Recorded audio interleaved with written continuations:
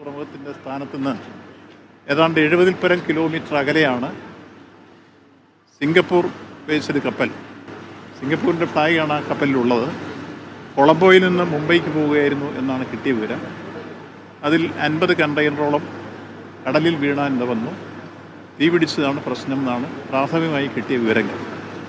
ആ വിവരം കിട്ടിയ ഉടൻ തന്നെ കോസ്റ്റ് ഗാർഡും നേവിയും രക്ഷാദൗത്യവുമായി കൃത്യമായി ആ പ്രദേശത്തേക്ക് പാഞ്ഞിരുന്നു.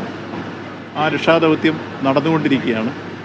അതിൻ്റെ വിവരങ്ങൾ കൂടുതലായി നമുക്ക് വെളിപ്പെടുത്തണമെങ്കിൽ അവിടെ പോയിട്ടുള്ള രക്ഷാദൗത്യത്തിൽപ്പെട്ട ആളുകളിൽ നിന്ന് കിട്ടുന്ന മെസ്സേജ് അനുസരിച്ച് ബാക്കി എന്തൊക്കെയാണ് അതിലുള്ളിലുള്ളതെന്നും എങ്ങനെയാണ് സംഭവിച്ചതെന്നൊക്കെ പറയാൻ കഴിയും. ഇപ്പോൾ കിട്ടിയ വിവരങ്ങൾ അനുസരിച്ച് പ്രാഥമികമായി കിട്ടിയ വിവരങ്ങളാണ് ഞങ്ങൾ പൊതുവിൽ സൂചിപ്പിക്കപ്പെട്ടത്. സാധാരണഗതിയിൽ നമ്മുടെ തുറമുഖം വിട്ടു കഴിഞ്ഞാൽ കപ്പൽ ചാനലുകളിൽ നിന്ന് വരുന്ന ഇത്തരം പ്രശ്നങ്ങൾ കൈകാര്യം ചെയ്യുന്നത് കേന്ദ്ര ഷിപ്പിംഗ് മന്ത്രാലയമാണ്. ആ കേന്ദ്ര ഷിപ്പിംഗ് മന്ത്രാലയത്തിൻ്റെ കീഴിലാണ് തുടർ ദൗത്യങ്ങളെല്ലാം മുന്നോട്ട് പോവുക. അതിൽ ഏറ്റവും പ്രധാനമായി കോസ്റ്റ് ഗാർഡിൻ്റെ എല്ലാം നിയന്ത്രണം അവർക്കാണ്, കേന്ദ്ര ഷിപ്പിംഗ് മന്ത്രാലയത്തിലാണ്. നേവിയുടെ അത് തന്നെയാണ്.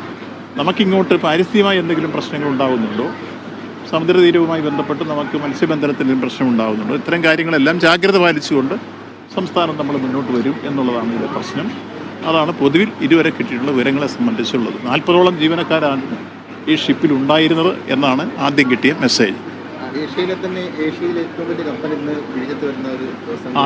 എനിക്ക് ഏറ്റവും സന്തോഷകരമായ ഒരു കാര്യം പങ്കുവയ്ക്കാനുള്ളത്, ഏഷ്യയിൽ നിന്ന് മാത്രമല്ല ഇതുവരെ കൊളംബോയിലോ ദുബൈയിലോ ഒന്നും വന്നിട്ടില്ലാത്ത MSCയുടെ കൂറ്റൻ കപ്പലായിട്ടുള്ള ഐറിൻ 400 മീറ്റർ നീളവും ഏതാണ്ട് 62.4 മീറ്റർ വീതിയുമുള്ള കപ്പൽ വന്നിട്ട് 3-4 ദിവസമായി